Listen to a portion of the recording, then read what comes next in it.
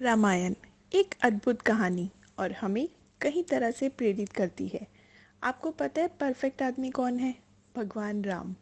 वह एक उत्कृष्ट इंसान थे। हिंदू भगवान राम को मर्यादा पुरुषोत्तम पुरुष मानते हैं। वह दयालु और बहादुर थे।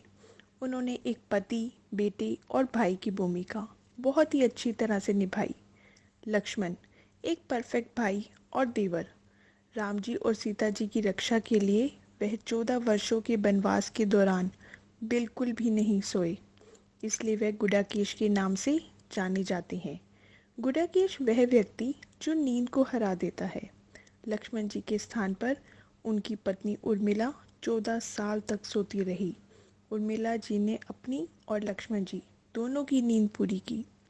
कर्म की शक्ति। आप कितने भी महान क्यों ना हो, आपके अच्छे या बुरे कर्म आपके आगे आते ही हैं। दशरथ एक राजा होने पर भी अपनी गलती से नहीं बच सके। वह गलती जो अनजाने में उन्होंने श्रवण जी को मार कर की थी। सेक्रीफाइस।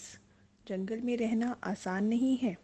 सिर्फ राजकुमार राम को वनवास जाने को कहा गया, पर सीता जी और लक्ष्मण जी दोनों ने उनका साथ दिया और अपना आराम को पीछे छोड़ दिया।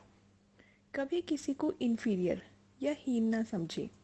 राम पराक्रमी होने के बावजूद उन्होंने पुल राम सेतु बनाने के लिए वानर सेना की मदद ली, ताकि वह सीता को मुक्त कराने के लिए लंका पहुंच सके।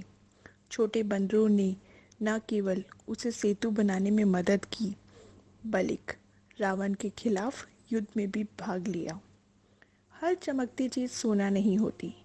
सीता जी एक चित्तीदार हिरनी की ओर आकर्षित हुई, जो अविश्वसनीय रूप से सुंदर लग रही थी, और उसके पाने की चाह राम को जंगल में ले गई।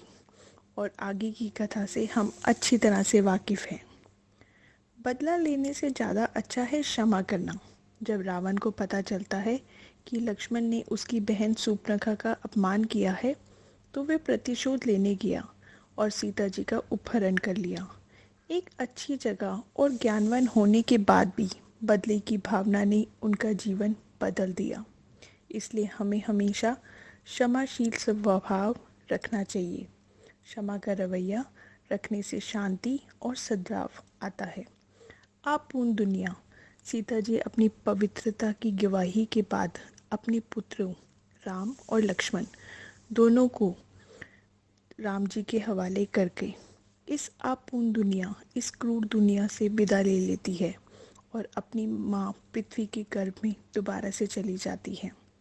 समाज की बुराइयों पर जीत हासिल करने के लिए हमें आज के ज़माने में रामायण की सीख को उतारने की आवश्यकता है।